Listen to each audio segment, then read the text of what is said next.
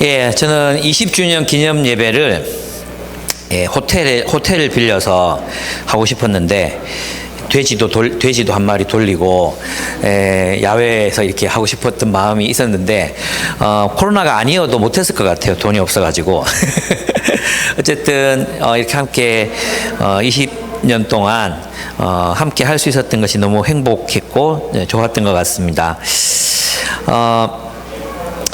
오늘 본문을 한번 읽도록 하겠습니다. 창세기 18장입니다. 창세기 18장 19절.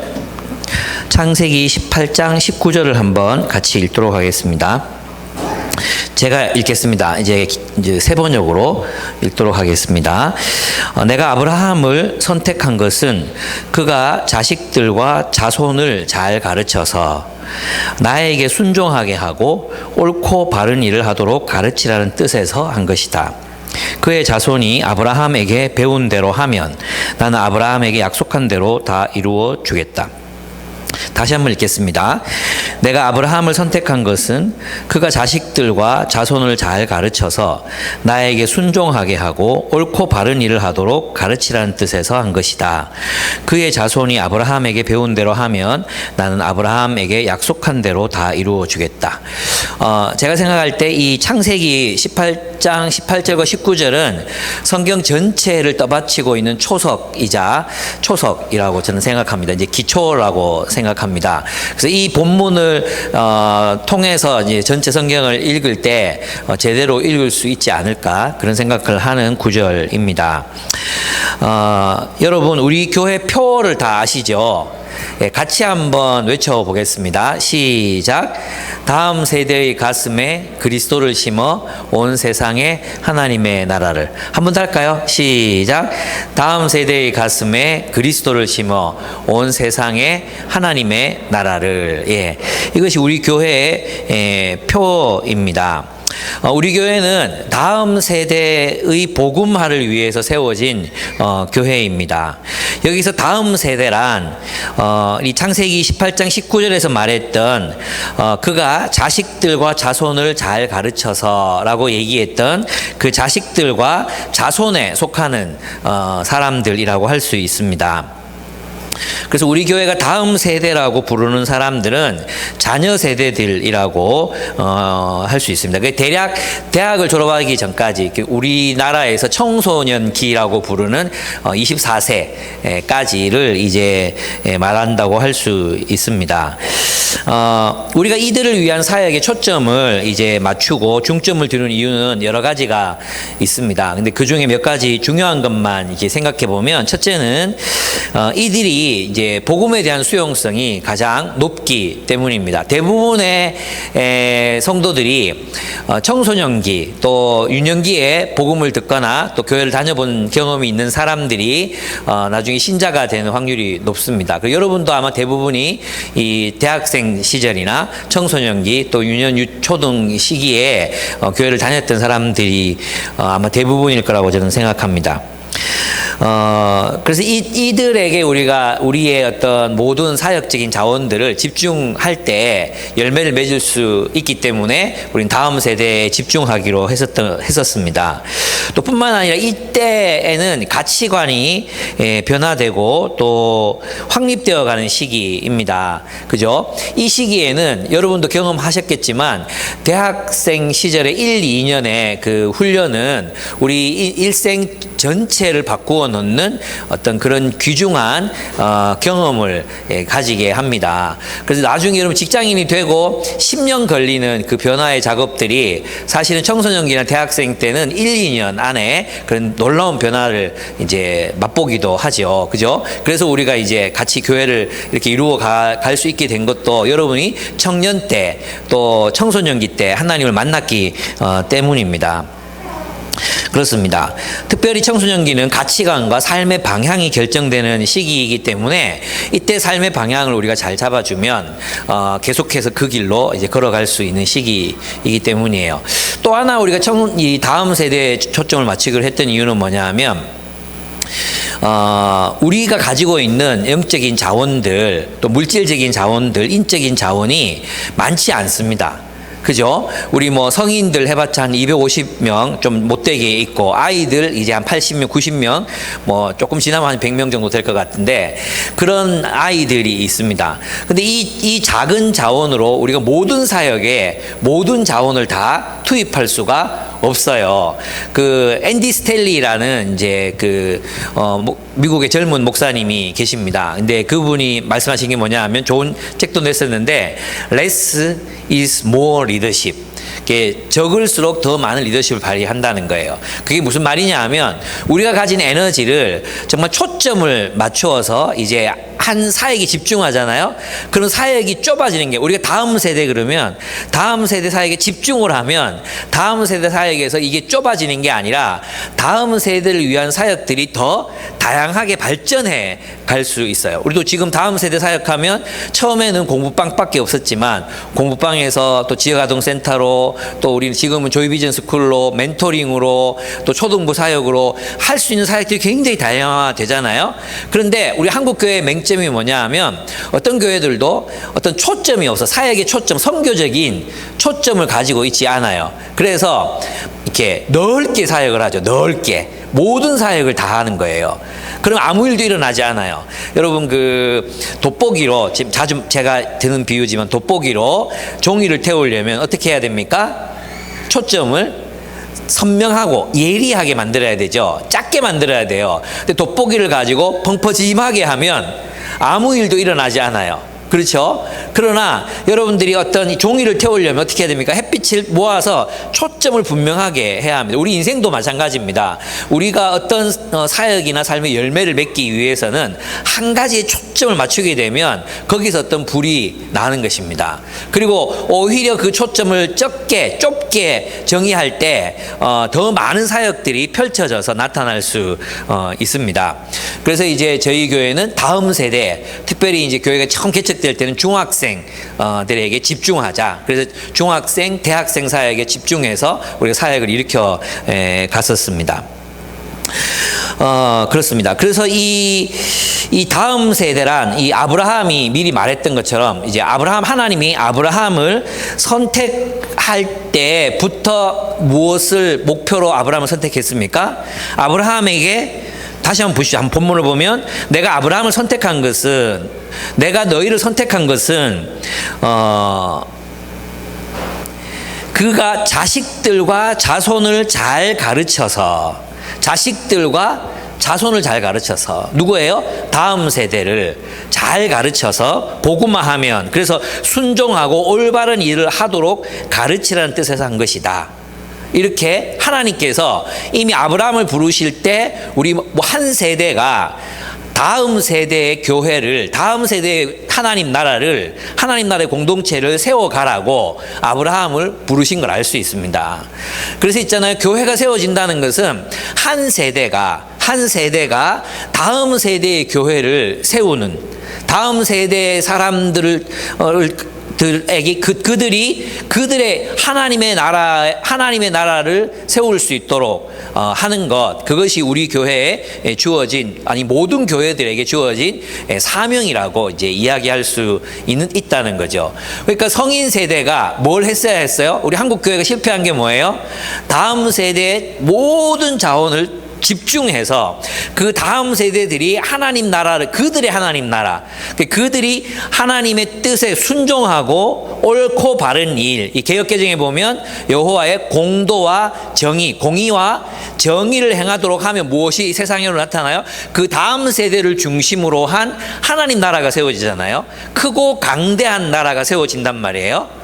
그렇죠. 그런데 우리 한국교회가 못했던 게 뭐예요? 다음 세대를 잃어버렸어요. 다음 세대에 초점을 맞추지 않아요. 어떤 교회도, 모든 교회들이 다음 세대를 얘기하지만, 다음 세대들은 교회 주일날 잠깐 와서 휴대폰 보면서 예배 드리고 15분 정도의 분방 공부가 끝나면 전부 학원으로 가요. 그런 상태에서 어떻게 다음 세대들이 교회가 될 수 있겠습니까? 그렇지 않습니까? 그들에게 모든 관심과 초점을 기울여서 어떻게 애를 써야 되는데, 말로만 그렇게 하지 사람도 자원도 재정도 그리고 그 어떤 것들도 투자하지 않으니까 다음 세대가 없어요. 뭐 이 대구 지역의 큰 교회들 가봐도 다음 세대들 정말 손가락에 꼽을 만큼밖에 존재하지 않습니다. 그 친구들도 대학에 가면 신앙생활을 유지할 수 있을지 사실은 의문이 많이 생기는 부분들이 많습니다. 청년들을 찾아보기 어렵고 30대 40대 결혼하고 아기 낳잖아요. 교회에서 쭉 사라집니다. 없어져요. 그리고 안 돌아와. 대부분이 못 돌아오거나 안 돌아오는 경우들이 얼마나 많은지 몰라요. 그래서 여러분들이 지금 아기 안고 성경 공부하고 나눔하고 엄마 모임하고 이렇게 거의 우리 지역 아니 한국 사회에서는 거의 기적과도 같은 그런 일들을 지금 우리가 하고 있는 것입니다. 그렇습니다. 다음 세대 복음화, 이것은 우리 교회가 개척될 때부터 가졌던 그런 미션이었습니다. 본문을 보면 하나님은 우리 믿음의 조상이신 아브라함을 선택하실 때부터 이 목적을 마음에 품고 계셨습니다. 이 창세기는 우리가 복음화라고 부르는 그 말의 의미를 설명해 놓았습니다. 무엇입니까? 그들을 복음화가 뭐냐 하면 다음 세대 복음화를 할 때 우리는 다음 세대에게 복음을 전하고 그들에게 말씀을 가르쳐서 그들이 하나님의 정의와 공의를 따라 살아가는 교회가 되도록 하는 것, 그것이 복음화의 의미라는 것입니다. 복음화는 그냥 단순히 복음을 전하는 것에 그치는 것이 아니라 그들이 복음을 따라 살아내는 공동체를 세상으로 출현시키는데 그 목적이 있다는 것입니다.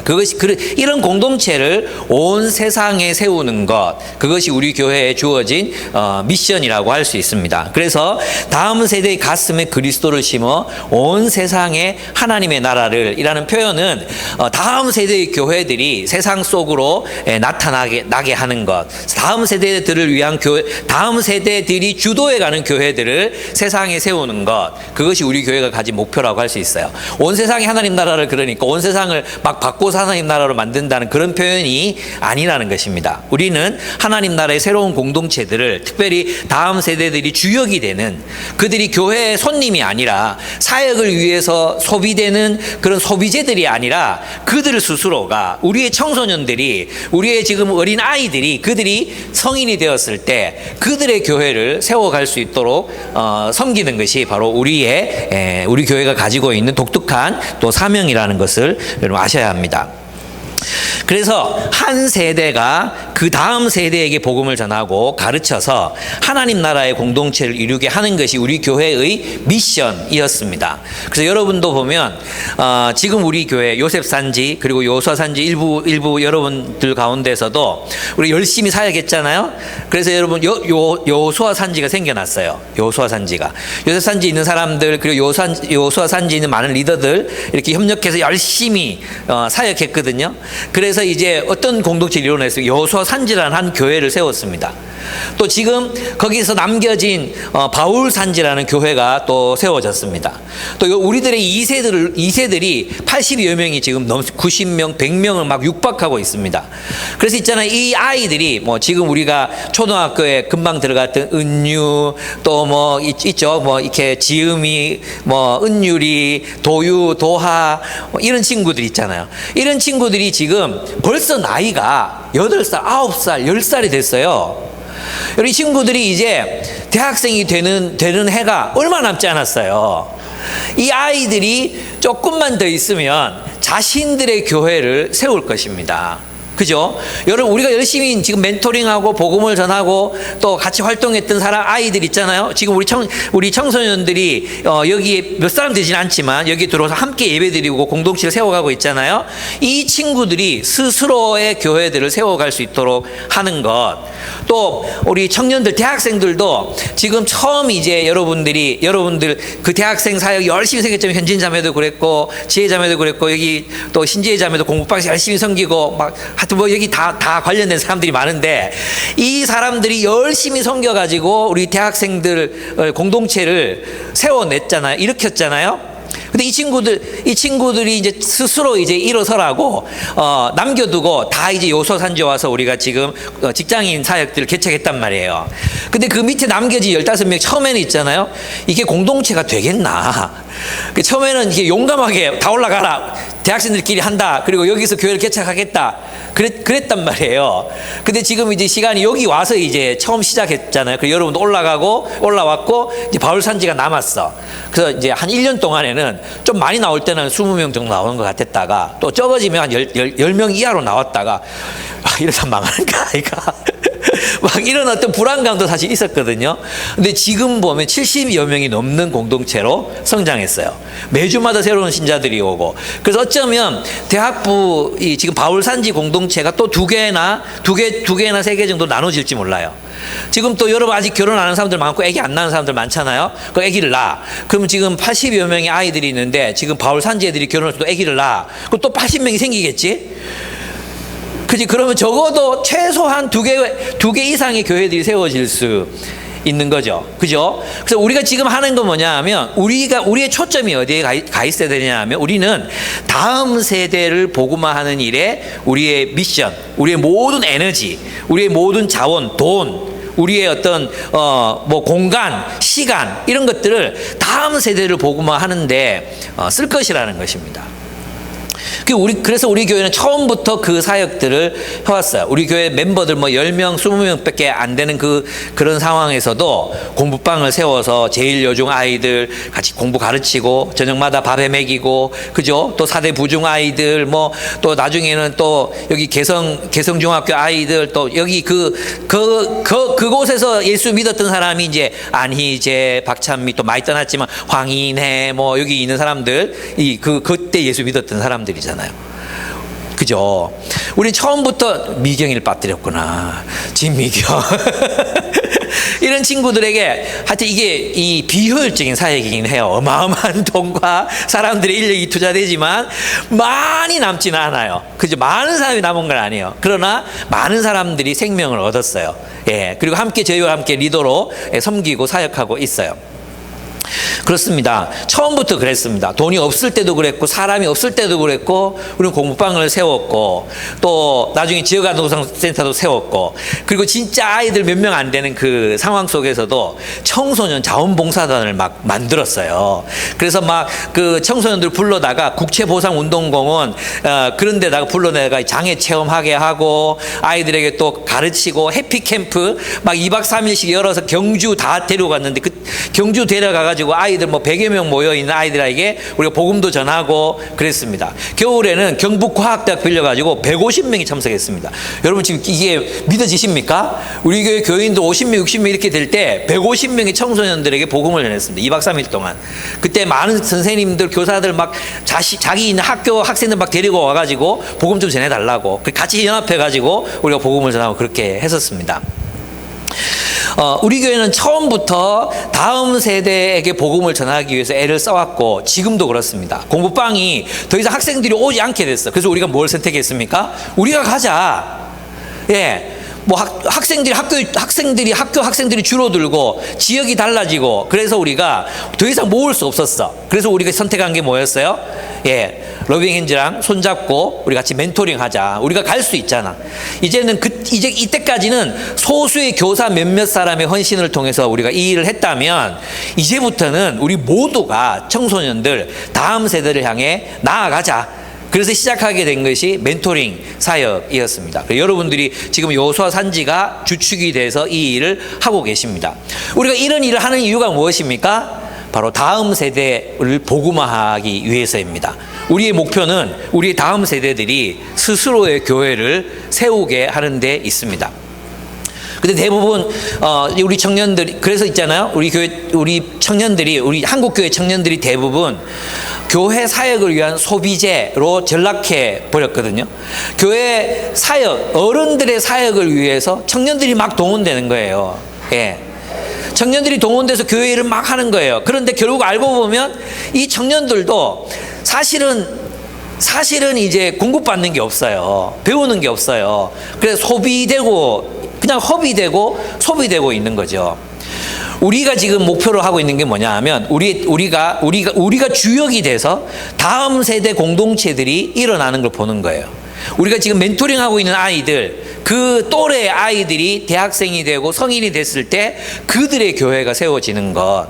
그들이 주도권을 가지고 교회 사역에 참여하게 하는 것, 그들이 그들의 문화와 언어, 그들이 가지고 있는 그 특징들을 가지고 그들의 교회를 세워가게 하는 것, 그것이 이제 우리 교회가 가지고 있는 목표입니다. 우리 이런 교회, 우리 처음에 교회 개척하면서 몇 개 세우려고 했는지 아십니까? 200개 세우려고 했습니다. 200개. 50명 모이는 교회 200개를 세우자 그랬습니다. 예, 그건 제 꿈이었고, 예. 하나님께서 200개 언젠가는 또 주실지 모르죠. 우리 교회가 어떻게 될지 모르니까 모르겠지만, 지금 그래도 확실한 건 3개 교회가 세워졌고, 또 좀 확실하게 생각하는 건 이제 아래 세대, 정말 이제 지금 초등학교 다니는 아이들, 그 아이들이 이루게 될 교회를 생각하면 4개까지는 세워졌어요. 그죠? 바울 산지나 또 그 밑에 아이들이 또 얼마나 더 성장하느냐에 따라 가지고 교회가 또 몇 개로 이게 성장할지 몰라요. 그리고 우리는 아직 젊잖아요. 우리는 아직 젊어요. 그죠? 아직까지 우리가 교회를 세워가고 또 이루어가야 될 날들이 많이 남아있어요. 그죠?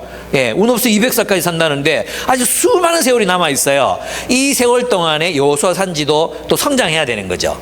그렇게 해서 또 하나님이 허락하신다면 이 공동체가 또 2개 교회가 될 수도 3개 교회가 될 수도, 그것은 아무도 모르는 일이라고 저는 생각합니다. 그래서 저는 그래요. 하나님이 우리에게 주신 꿈대로 정말 다음 세대의 가슴에 그리스도를 심어서 온 세상에 하나님 나라의 공동체들이 세워지는 것을 보는 것, 그것이 꿈입니다. 이제는 숫자를 정하지 못하겠어요. 200개 세우고 죽자 이렇게는 못하겠지만, 하나님께서 허락하시는 한 정말 성경적이고 건강한 공동체들을 세상에 세우고 가고 싶다, 이런 생각이 들어요. 여러분, 그래서 있잖아요. 우리 다음 세대들이 정말 어떤 교회를 세워갈지 궁금하지 않습니까? 예. 우리 멘토링 하는 이유가 무엇입니까? 예, 바로 그런 다음 세대들에게 복음을 전하고, 그들이 복음에 헌신하고, 그래서 하나님의 나라를 위해서 사는 것을 보는 것, 그들의 교회를 세워가는 것을 보기 위해서 우리가 헌신하고 사역하는 것입니다. 그렇습니다. 요셉 산지의 많은 지체들이 그 역할을 잘 감당했어요. 그래서 교회들이 생겨났어요. 또 여호수아에 있는 여기 지금 대부분의 사람들이 이 지역에 와서 연결된 분들이 많이 있어요. 그죠? 여러분들도 지금 멘토링과 또 이 자체 사역을 통해서 공동체를 세워가고 있습니다. 또 여러분 가운데 어떤 분들은 대학부를 세워놓고 여기 와서 또 열심히 함께 여호수아 산지 안에서 자신의 숲 공동체들을 또 교회로 세워가고 있습니다. 바로 그것이 우리가 감당해야 하는 그런 일들입니다. 바울 산지 대학생들도 또래들에게 복음을 전하고 있습니다. 사람을 세우고 공동체를 세워가고 있습니다. 대학생들밖에 없었지만 지금 직장인들 숫자나 대학생 숫자가 거의 같은 정도로 성장했고, 이제 결혼하는 사람들도 나타나기 시작했습니다. 하나님께서 우리 교회를 어디까지 인도해 가실지 저는 알 수 없지만, 하나님께서 우리를 통해서 어쨌든 당신의 일을 열매 맺어 가셨으면 좋겠다. 그게 저의 참 꿈이고 또 소망이고 그렇습니다. 그리고 이렇게 하기 위해서 우리가 이제 어떤 목적이 있습니다. 목적 3가지를 여러분과 함께 나누고 싶습니다. 여러분 다 아는 얘기예요. 그런데 이제 이럴 때마다 한번 정리를 해야 되기 때문에 목적 3가지. 첫째가 뭐냐 하면, 우리는 말씀의 공동체가 되는 것이 첫째 목적입니다. 말씀을 연구하고 묵상함으로 하나님의 뜻을 알고 순종하는 성도가 되는 것, 이것이 우리의 목적이고 또 목표여야 합니다. 하나님의 말씀이 지배하지 않는 공동체는 교회가 아닙니다. 그죠? 하나님의 말씀이 없는 공동체를 교회라고 할 수 없습니다. 그래서 우리는 하나님 말씀을 연구하고 묵상해야 돼요. 그래서 PBS란 말을 버리기로 했어요. PBS, 퍼스널 바이블 스터디, 개인 성경 연구. 제가 아무리 생각해봐도 성경 연구는 혼자 하는 게 아니에요. 퍼스널이 아니에요. 그건 공동체의 작업이에요. 공동체. 그리고 바이블 스터디가 뭡니까? 바이블 스터디. 우리가 무슨 바이블 스터디. 예? 여기서 끝나는 게 아니잖아요. 우리 하나님의 말씀을 묵상함으로 하나님을 만나야 되잖아요. 우리가 성경을 묵상하는, 연구하는 이유가 뭡니까? 하나님의 뜻을 알고 그분의 말씀을 순종해서 실천함으로 하나님을 알아가는 것이 우리의 목표잖아요. 그래서 우리는 BSM이라는 아주 거룩한 단어를 여기에 도입하기로 했고, 여러분도 따라 주시면 좋겠습니다. 이게 어렵잖아. 그럼 그냥 성경 묵상 이렇게 그냥 줄여서 얘기해도 좋을 것 같아요. 성경 묵상을 우리는 하기로 했습니다. 그래서 여러분, 우리는 이 말씀을 연구하고 묵상하기 위해서, 연구가 왜 중요하냐 하면, 여러분이 연구하지 않고 말씀을 묵상하잖아요. 그럼 어떻게 되냐 하면, 그냥 동어 반복이 일어날 수밖에 없어요. 동어 반복. 그냥 자기가 생각하던 걸 성경에서 찾아서 확인하고 다시 그냥 원래 생각을 계속 반복하는 수밖에 없어요. 연구하지 않으면 새로운 깨달음이나 또 하나님이 정말로 성경에서 말씀하셨던 그 뜻을 발견하기가 어렵다는 것입니다. 안 읽는 사람보다는 낫죠. 읽는 사람이 그래도 낫죠. 안 읽는 사람보다는. 근데 그냥 읽는 것보다는 연구하셔야 합니다. 그리고 뭘 해야 돼요? 묵상으로 나아가야 돼요. 연구에서 그치지 않고 연구에서 깨달은 진리를 묵상함으로 하나님을 알아가야 합니다. 하나님을 만나야 합니다. 그렇게 우리가 자라나는 것입니다. 그래서 여러분 성경 연구하고 묵상하는 것, 이건 얼마나 중요한지 몰라요. 말씀의 묵상, 매주 같은 본문으로 공동체가 함께 말씀을 연구하고 묵상함으로 하나님과 교제하고 하나님의 뜻을 알고 하나님의 뜻을 순종하는 것, 공동체가 함께 순종하고 공동체가 함께 하나님의 인도를 받아가는 것, 이거 얼마나 중요한 일인지 모릅니다. 그래서 우리는 목회자 개인이 아니라, 우리 현경자매가 아까 사람에게 충성하는 교회가 아니라 하나님의 말씀에 충성하는 교회가 되면 좋겠다고 얘기했잖아요. 저는 그것이 정말 옳다고 생각해요. 하나님의 말씀이 우리를 이끌어가는 공동체, 저도 그 말씀에 순종하고 복종하는 그런 목회자, 또 함께 이렇게 가야 되는 거지, 목회자의 개인적인 비전이 교회를 이끌어가는 게 아니거든요. 그리고 우리 함께 말씀을 연구하고 묵상해서 하나님과 교제하고 하나님의 뜻을 알고 그분의 뜻을 순종하는 교회를 이루어가야 합니다. 근데 여러분 아시겠지만 여기는 말씀을 이해하는 데는 말씀만을 가지고는 안 된다고 말씀드렸잖아요. 두 번째 뭘 해야 됩니까? 그렇죠. 영적 독서를 해야 돼요. 영적 독서. 책을 읽으셔야 됩니다. 고전과 우리 시대의 교사들의 책을 통해서 기독교적 지성과 지혜로 성경과 세상을 알고 또 하나님의 뜻을 분별해 갈 수 있어야 됩니다. 그래서 꾸준히 책을 읽으셔야 합니다. 예, 우리 공동체는 그렇게 수도원적인 공동체가 될 것입니다. 꾸준히 독서하고 꾸준히 하나님을 알아가고, 그렇게 해서 여러분 우리가 분별력을 가진 그런 그리스도인으로 성장해야 합니다. 세 번째, 성경을 연구하고 묵상하는데 중요한 게, 말씀을 이해하는데 중요한 게 뭔지 아십니까? 세 번째, 실천입니다. 실천. 여러분, 실천이 없이는 성경을 제대로 해석하고 묵상할 수 없어요. 머리로만 아는 게 아니에요. 여러분, 사도 바울처럼 살지 않으면서 사도 바울이 쓴 글을 읽을 수 있겠습니까? 예수 그리스도처럼 본 적이 없는 사람이 예수 그리스도의 말씀을 이해할 수 있겠습니까?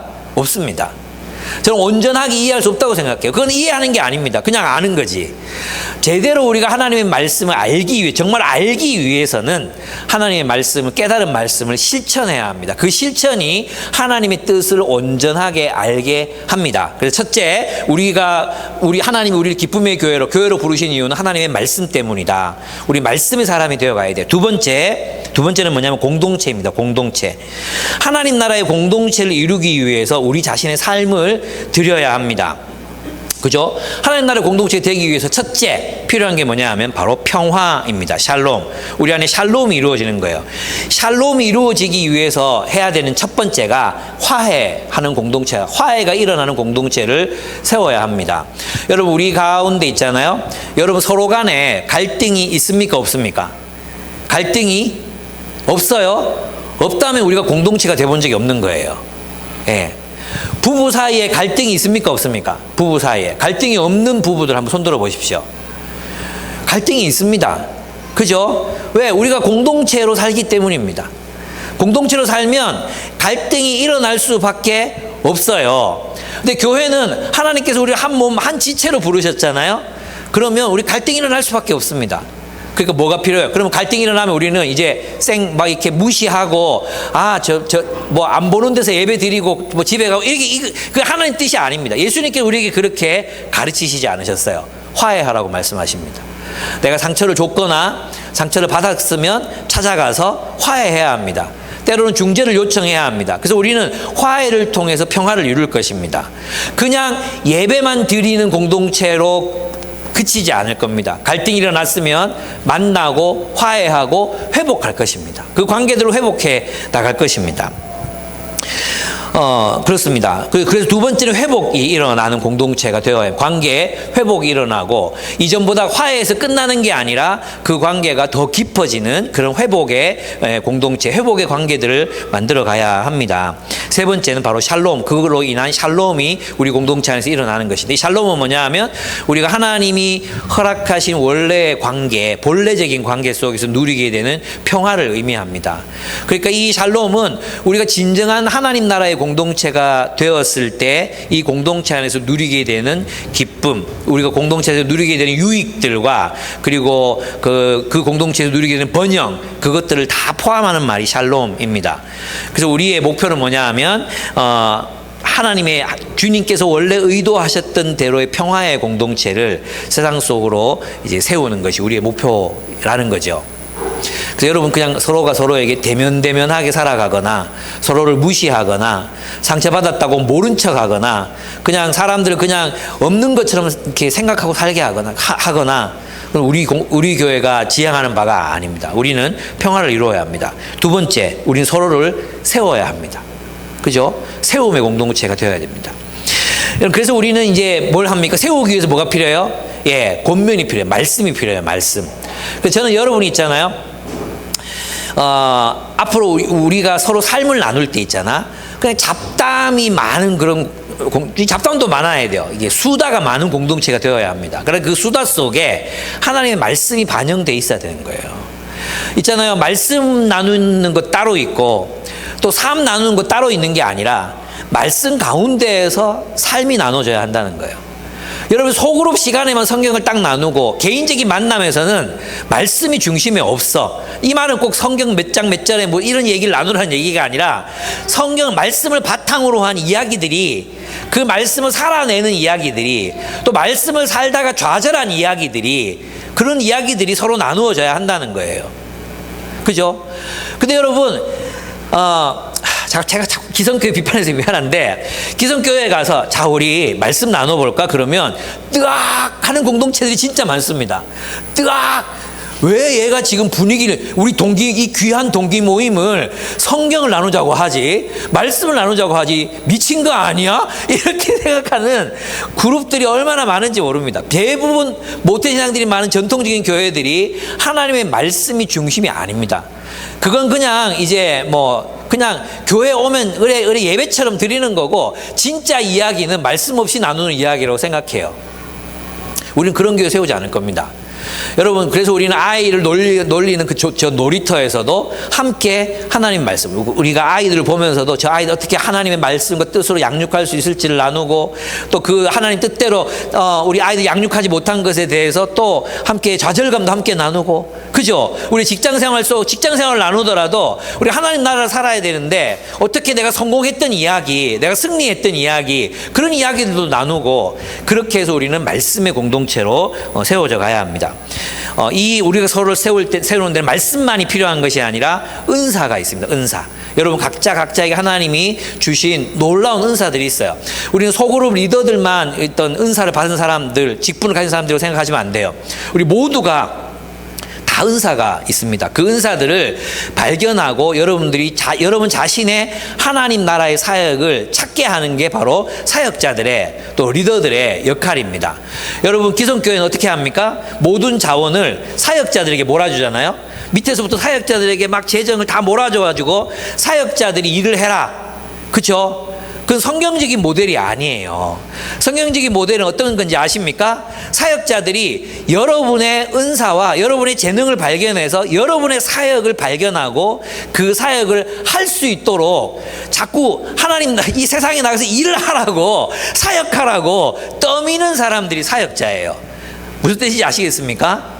여러분의 자원을 다 모아가지고, 우리 돈 모아가지고 너희들 월급 줬으니까 너희들이 해. 이건 기업이에요, 기업. 너희들의 그 기업이에요, 기업. 여러분들 고용인들이 아니에요.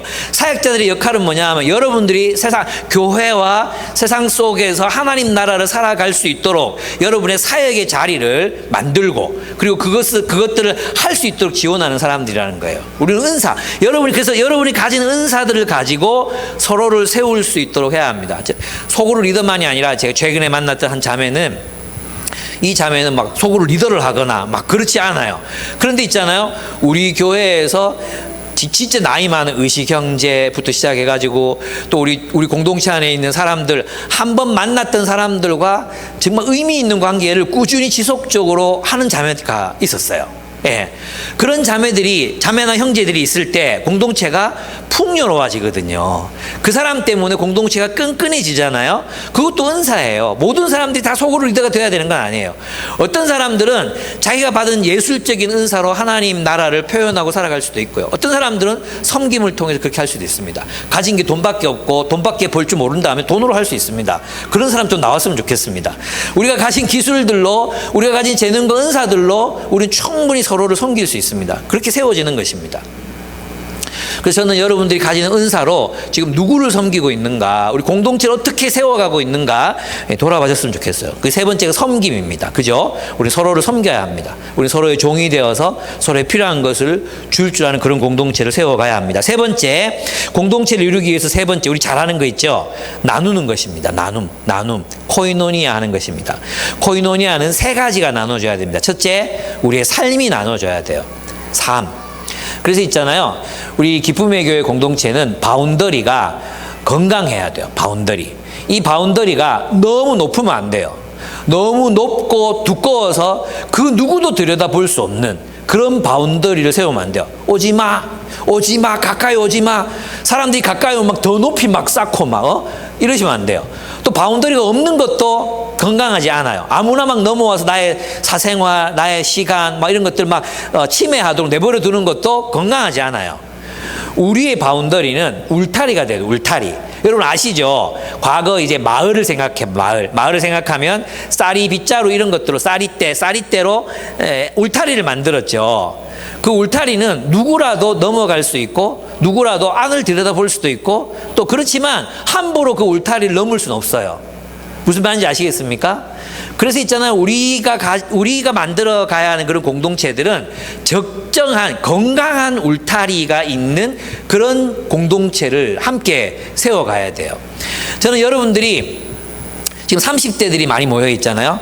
30대의 특징이 뭐냐면 세상에서 이제 뿌리 내리면서 가다 보니까 이리 치이고 저리 치이고 이 사람도 이거 요구하고 저 사람 저거 요구. 교회에서는 기쁨의 교회는 좀 다르지만 교회에서는 이거 하라 그러고 저거 하라 그러고 그러니까 어떻게 됩니까? 아무도 내 삶에 간섭하지 마. 노타치. 누가 나한테 뭐라 그러고 무슨 얘기라도 하려 그러면 꼰대질 하지 마. 이런 식으로 해서 자기를 방어하는 거예요. 예. 여러분이 지금 나이대가 그런 때요. 깊은 연결, 누군가와 깊이 연대하고 연결되는 걸 두려워해. 이제 우리는 그 벽을 주님이 허무셨잖아요. 그래서 여러분, 이제는 좀 더 친밀해졌으면 좋겠어요. 예. 요소산지를 보면 어떤 공동체는 굉장히 친밀해요. 근데 어떤 공동체들은 여전히 벽이 높아요. 함께 있는데도 친밀함을 나누지 못하는 그런 공동체들이 있어요. 소그룹을 10년, 20년을 함께 했는데도 교회 생활을 그렇게 오래 했는데도 우리 사이가 정말 힘들고 어려울 때 전화해서 커피 한잔 하자 좀 나와라. 저는 있잖아요. 연예인들 보면 연기하는 사람들 있잖아요. 연기하는 사람들. 그런 사람들 보면 같이 드라마 하나 했다고 끝까지 같이 불러내가지고 술 먹으라는 뜻이 아니라 술 먹고 얘기 나누고 그렇게 하잖아요. 근데 우리는 10년, 20년을 같이 지냈는데도 여전히 대면해. 여전히 자기 이야기를 안 해. 여전히 누군가가 나에 대해서 알려고 할 때 그게 귀찮아. 부담스러워. 도대체 우리가 교회에서 뭘 하고 있는 건지 모르겠어요. 하나님이 우리를 그냥 예배 드리러 오라고 우리를 부르신 게 아니잖아요. 예배 드리고 집에 가라고 부르신 게 아니잖아요. 우리가 주님의 아름다운 공동체를 이루라고 우리 보내셨잖아요. 그러면 1년이 지났으면 우리는 더 친밀해져 있어야 되는 거죠. 안 그렇습니까? 그렇지 않습니까? 우리 1년이 지났으면 더 친밀해져 있어야 되는 거예요.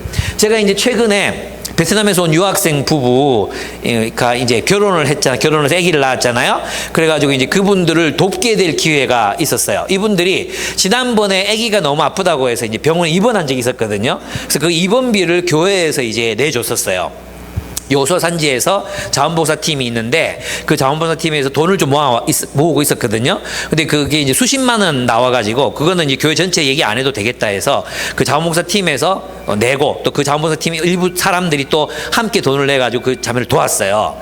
그랬더니 이 부부가 너무 그게 고마웠던지 이번 추석 때 추석 전날 아침에 전화 와가지고 우리 집에 놀러 오라는 거예요. 자기네 집에 놀러 오라는 거야. 근데 우리 추석 전날 뭐 하는지 아시죠? 장도 봐야 되고 막 진짜 바쁘잖아요. 그래 어떻게 하다가 뭐 우리 집에 오셔도 되고요. 우리가 가도 돼요. 그러는 거예요. 우리가 가도 돼요. 그 와라 그랬어요. 그래서 우리가 이제 그 자기들이 우리를 위해서 요리를 해주겠대. 그래가지고 진짜 분짜 있죠. 분짜. 베트남 사람이 만든 베트남 분짜. 그거를 가지고 정말 한 상을 튀겼어요. 그래가지고 우리 부모님 댁하고 나누고도 남았어. 그렇게 막 이 사람들이 부부가 다 와가지고 같이 요리하면서 있잖아요. 너무 이제 감사했다고 고마웠다고 이야기하면서 같이 이렇게 정을 나누는데 우리가 이제 한 두세 번 정도 만났단 말이야. 근데 그렇게 친해진 거예요. 이분들이 나에게 우리에게 그렇게 마음을 여는 거야, 마음을. 그리고 이제 애기가 열이 안 떨어져. 그래가지고 추석 지나자마자 또 아내가 저는 그냥 들러리였고 아내가 대부분 일을 했는데 아내가 이제 도티레 자매가 일하는 곳이 질량 저 구석이거든요. 그 구석구석에 차를 몰고 가가지고 엄마를 태워서 그리고 이제 애기가 있는 집에 가가지고 아빠가 야근한다고 낮에는 애기가 아빠랑 있어요. 열이 끓고 있는 아이를 데리고 이제 어디로 갔냐 하면 그게 하양이야, 하양. 그 하양에서 대구 의료원까지 또 막 고속도로 밟아가지고 이 5시 전에 오라 그래가지고 진짜 4시 40분 깐당깐당 몰아가지고 갔어요. 그래도 고맙잖아요. 그랬더니 또 이제 그 다음날 이제 그렇게 다 이제 데려다주고 그 다음날 또 애가 병원에 가야 되는 상황이 된 거예요. 그래가지고 이제 병원을 데리고 갔는데 아침부터 진료를 했어. 아침에 막 진료를 하고 막 그랬더니 얘가 이제 피 검사까지는 했는데 이제 오줌을 넣어야 되는 거, 오줌을 넣어야 되는데 안 넣는 거예요. 그래 오줌을 넣어야지. 물도 먹이고 그런데 안 넣어.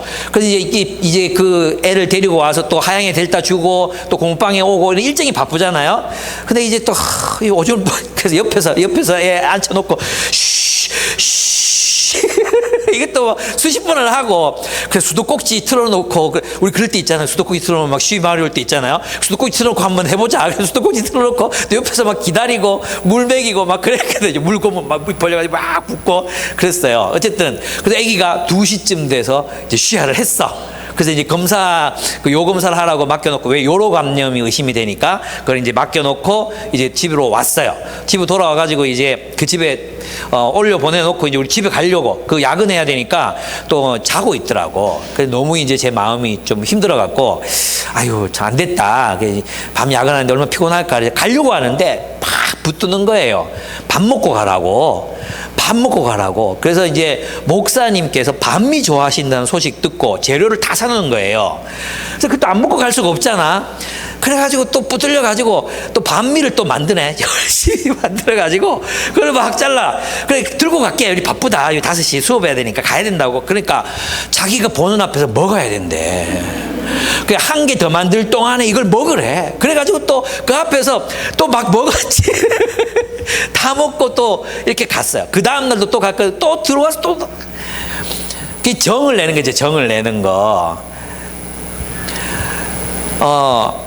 제가 거기서 느낀 게 뭐냐 하면 내가 그분들을 보면서 느낀 게 뭐냐 하면 내가 왜 이렇게 도시적이 됐지? 왜 이렇게 까칠해졌지? 이런 생각이 내가 까칠한 사람이라는 생각을 안 해봤거든요.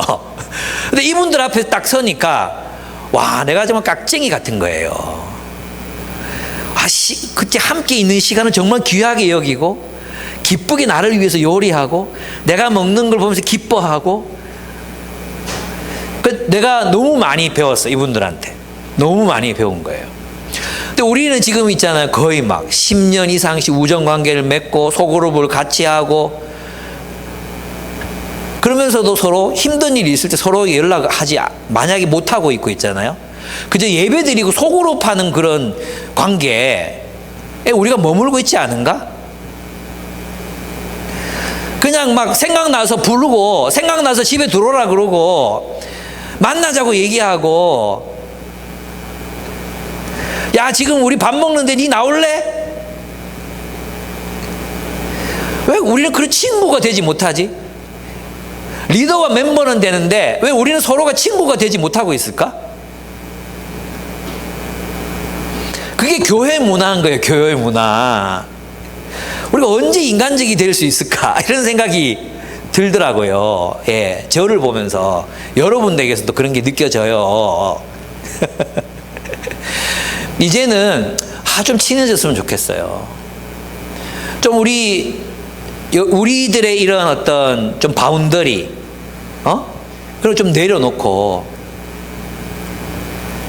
정말 우리 본연의 인간의 모습, 인간적인 모습으로 서로를 대하고 사랑하고 의지하고 그 앞에서 좀 울기도 하고, 내 힘들어 죽겠다 울기도 하고 시끄럽다 임마 이런 소리도 한번 하고 한 잔 받아라 그리고 환타도 따라주고 우리가 그렇게 좀 그런 친밀함이 좀 우리 안에 있으면 좋겠는데 있죠 그죠? 있다고 생각합니다. 근데 우리는 아직도 더 멀리 나아가야 됩니다. 더 멀리 나아가서 더 친밀한 관계들을 우리 안에서 저는 세워가야 된다고 저는 믿습니다. 우리의 삶을 나누고 시간과 물질을 나눕시다. 근데 여기까지는 있잖아요. 그래도 우리 교회가 어느 정도 잘하고 있는 부분이에요. 분명히 여기까지는 잘해요. 근데 남은 한 가지가 있어요. 그게 뭐냐 하면 바로 선교입니다. 선교. 이제 우리는 선교적 삶으로 나아가야 합니다. 우리 하나님께서 아까 말했던 우리 그런 어떤 다음 세대 복음화를 이루기 위해서는 우리 하나님께 함께 하나님의 말씀이 중심의 공동체가 되는 것. 그 다음으로 우리가 이 공동체를 바탕으로 해서 이 공동체와 함께 세상으로 나가는 것입니다. 세상으로 나가야 돼요. 여기도 세 가지가 있어요. 첫째는 복음 전도이고, 두 번째는 사회 정의를 위해서 일하는 것이고, 세 번째는 세상을 섬기는 것, 봉사하는 것입니다. 우리는 복음을 알지 못하는 사람들에게 복음을 전하기 위해서 세상으로 나아가야 합니다. 만나야 합니다. 만나야 돼요. 예. 여러분 교회 밖의 사람들을 누구를 만나고 계십니까?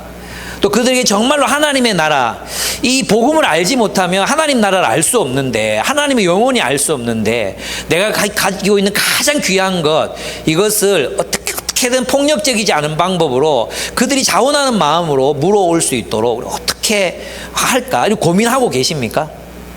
누구를 만나고 계십니까? 예. 여러분 누군가를 만나야 됩니다. 그죠? 그래서 우리가 뭘 시작했습니까? 가장 우리가 쉽게 접근할 수 있는 게 그래도 멘토링이잖아요.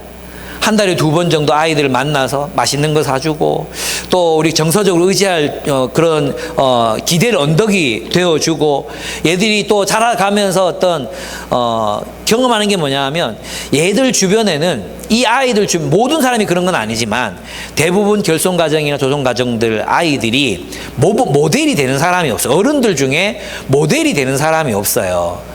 근데 이 아이들이 우리를 보면서 어떤 느낌을 갖느냐 하면, 이제 기댈 어른이 생겨요. 어른. 그리고 자기 주변에는 알코올 중독자나 집에서 그냥 일 안 하고 노는 아버지나 이런 어른들만 있었는데 진짜 우리 멘티들 중에 그런 아이들이 있거든요. 그런데 우리를 만나면서 있잖아, 새로운 네트워크가 생기는 거예요. 이 아이들에게 선하고 지혜롭고 유능한 사람들의 네트워크가 생기는 거예요. 어른들의 네트워크. 예. 그리고 이 아이들이 우리를 볼 때, 정말 자기가 늘 보던 사람들하고 다른 삶을 사는 사람들 있잖아요. 그래서 멘티들이 나중에는 저도 누군가의 멘토가 되고 싶어요 라는 고백들을 하게 됩니다. 여러분 공부방에서 사람들 만났던 희재나 또 찬미자매나 이 사람들 얘기 들어보면 뭐가 그렇게 좋았냐? 선생님들처럼 살고 싶었다. 선생님들이 살아간 삶을 나도 살고 싶다. 이런 고백들을 다 하잖아요. 그죠? 우리가 멘토링을 선택한 이유가 바로 거기에 있습니다. 여러분 그래서 있잖아요. 여러분 그 멘토링이 그냥 단순히 아이들 만나고 밥 사주고 해서 끝나지 말고 그 멘토링의 이야기, 멘토링한 이야기, 그 일기를 쓰세요. 멘토링 일기. 일기를 쓰세요. 기록으로 남기세요. 그게 여러분들의 이야기, 여러분 하나님 나라 이야기가 되도록 만들어 가세요. 이 아이가 만약 마음을 열지 않는다면 어떻게 마음을 열었고 나랑 친구가 됐고 이 아이가 나에게 처음에는 그저 얻어먹기만 하던 아이가 돈을 모아서 나를 대접하기 시작했고 내게 선물을 보내오기 시작했고 내게 선생님은 왜 교회를 다녀라고 질문하기 시작했어. 바로 그 이야기들이 여러분들이 만들어가는 아름다운 복음 전도의 이야기들인 것입니다. 예. 멘토링이 어렵다면 여러분 주변에서 만나는 수많은 사람들 있잖아요. 저는 이번에 정말 이 도틸의 이 자매의 가정을 도우면서 느낀 게 뭐냐 하면 이 차가 없는 거예요. 차가 정말 저는 질량 꼴짜기에 그런 데가 있는지 몰랐어요. 이렇게 막 들어가는데 이거 어디까지 가는지 세상에 이런 데가 있었나. 거기 공장이 있더라고요. 거기 사람을 태워가지고 여기 차가 없잖아요.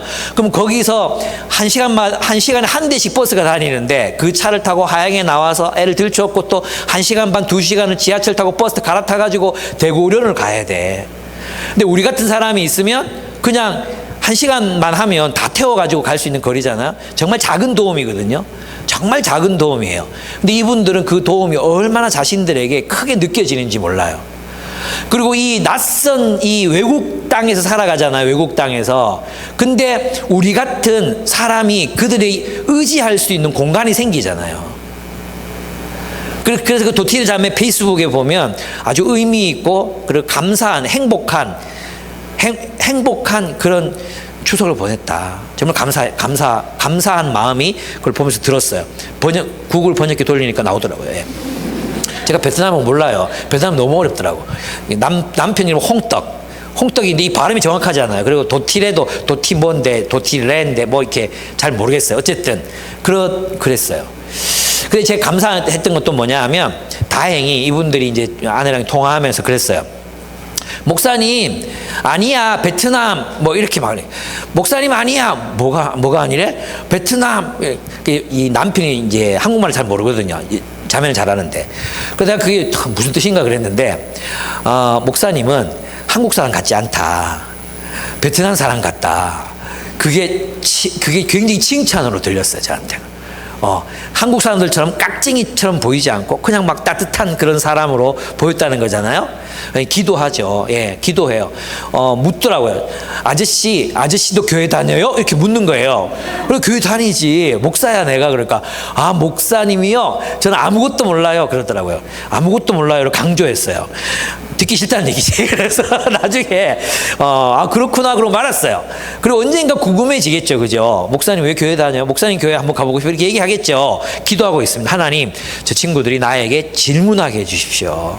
저 친구들이 나에게 교회 한번 가고 싶다 얘기하게 해주십시오. 기도합니다. 그러면 이제 같이 오겠죠. 그죠? 언어가 다르기 때문에 예배를 같이 참석하기는 어려울 것 같아요. 누군가가 헌신해서 조곤조곤 또박또박한 말로 복음을 설명해야 될지 몰라요. 우리 예배 드리기 전에 와서 설명해주고 속으로 참여하고 아마도 그렇게 해야 될지 모르겠어요. 어쨌든 우리는 누군가에게 복음을 전할 수 있습니다. 우리는 이제는 우리가 인생 살아가면서 있잖아요.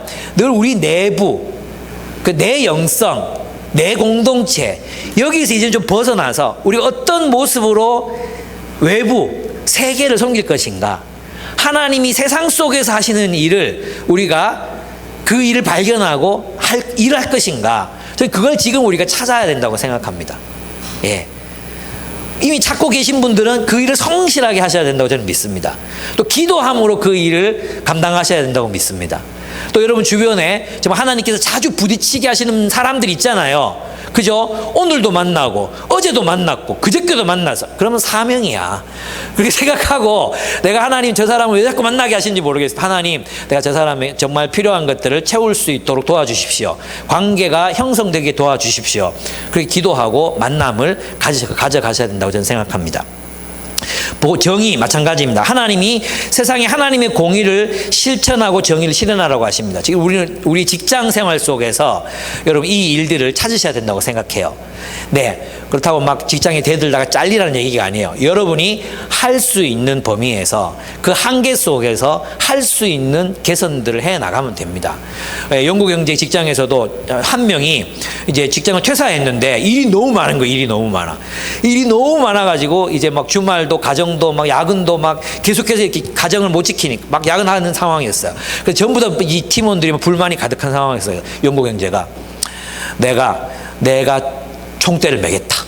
딱 얘기를 하려고 그랬는데 전 직원이 있는 곳에서 얘기를 하게 돼가지고 사장님이 한 명 더 뽑아주겠다. 이런 것들이 정의가 실현되는 그런 일들입니다.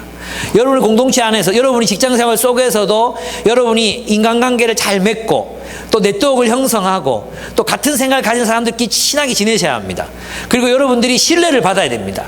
그리고 정말로 그 회사가 불의한 일을 하게 될 때 우리 작은 힘이라도 합해가지고 그것을 막거나 혹은 줄이거나 그 영향력을 최소화하는 일들을 우리가 감당해 가야 된다는 것입니다. 그것이 정의로운 일입니다. 세 번째, 우리는 연약한 곳을 섬겨야 합니다. 봉사해야 합니다. 그래서 여러분이 뭐 한 달에 한 번이라도 온 가족이 근처에 있는 베트남 외국인 유학생들이라든지 근로자들이라든지 아니면 멘티라든지 초청해서 같이 식사도 하고, 또 여러분 직접 그걸 할 수 없다면 멘토링 하고 있는 친구들 집으로 초대하기도 하고, 두 사람 같이 초대할 수도 있잖아요. 그렇게 해서 어떻게든 우리는 세상의 약자들을 섬기는 삶을 살고 있어야 합니다. 이것이 하나님의 선교입니다.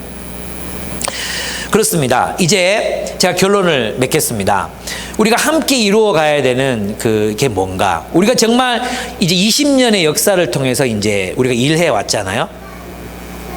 그런 많은 이야기들을 남겼습니다. 여러분 가운데도 교회 이야기들 가운데 또 하나님 나라 이야기 가운데 여러분들의 이야기가 있습니다. 제가 최근에 읽은 책이 부서진 사람이라는 책입니다. 에버하르트 아놀드라는 사람의 손자가 쓴 책입니다. 할아버지 이야기인데 그 이야기를 부모님들이 할아버지를 보고 또 부모님들을 통해서 들었던 이야기를 가지고 할아버지의 전기를 썼어요. 하나님 나라를 어떻게 살아냈는가라는 전기를 썼어요. 여러분은 여러분의 자녀들, 또 여러분의 후배들, 또 우리 기쁨의 교회 안에, 아니 하나님 나라에서 어떤 이야기를 남기시기를 원하십니까? 여러분이 살아갔던 그 이야기가 어떤 이야기가 되면 좋겠습니까? 그저 내 자식을 위해서 산 이야기, 그저 내 직장에서 뭐 살아남기 위해서, 생존하기 위해서 살았던 이야기, 이런 이야기들로만 우리의 삶이 가득 차 있다면 좀 아니지 않습니까? 우리의 삶을 통해서 하나님 나라를 살아내는 이야기, 기왕이면 극적일수록 좋습니다. 저도 생각해보면 있잖아요. 이렇게 돌이켜보면 언제가 가장 흥분되고 가장 막 기억에 남는가 하면 우리 노숙자이셨던 진인섭 씨 섬길 때 새벽 2시에 전화 오고 3시에 전화 오고 막 정말 많이 괴롭히고 멱살잡이도 하고 그랬지만 그분이 결국은 예수님 믿고 돌아가셨잖아요. 그런 이야기들, 그분을 생각하면 내 마음에 감동이 있습니다. 우리 사역할 때 그때가 제일 행복했던 것 같습니다. 청소년들이 정말 막 수십 명들이 몰려와가지고 맨날 나이키 신발 없어지고, 또 누가 아기 낳았다 그래가지고 꽃다발 가서 갖다 바치고 막 이런 일들이 우리 교회 안에 많았지 않습니까? 진짜 그 아이들이 나를 힘들게 했거든요. 맨날 10원짜리 욕 달고 다니고 막 힘들게 했었어요. 근데 그 아이들이 지금 자라서 리더가 되고 공동체 구성원이 되고 지금 섬기고 있잖아요.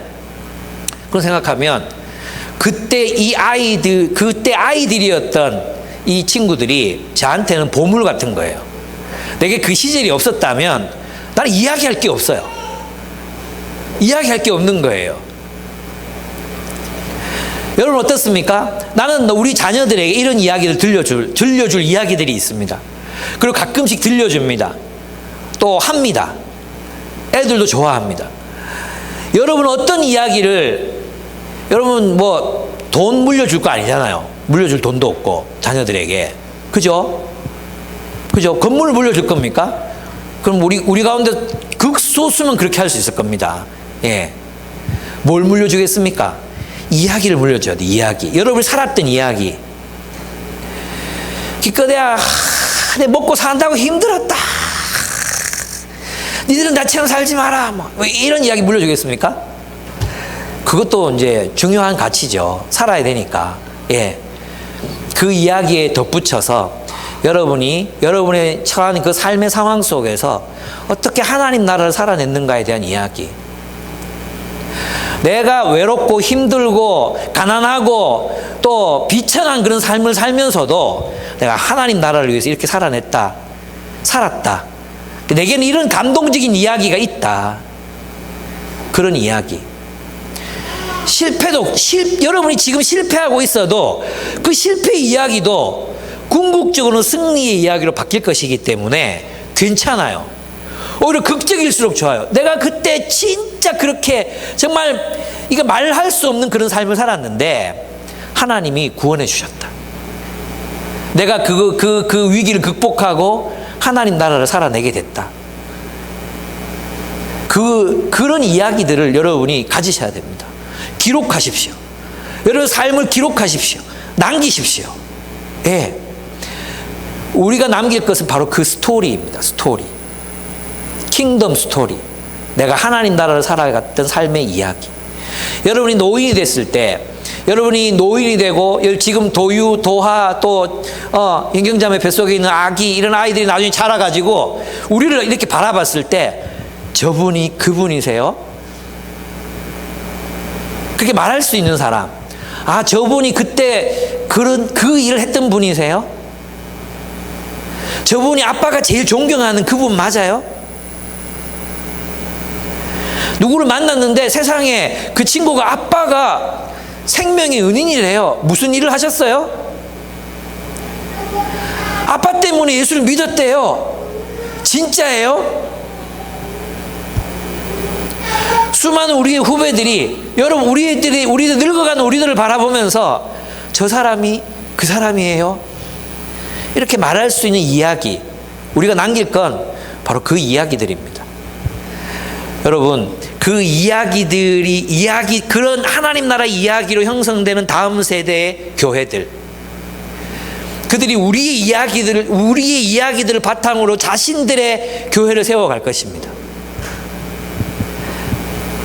그런 멋진 교회, 멋진 이야기가 있는, 하나님 나라를 살아내는 멋진 이야기가 있는 멋진 교회를 우리의 후배들에게 물려줍시다. 다음 세대들에게 물려줍시다.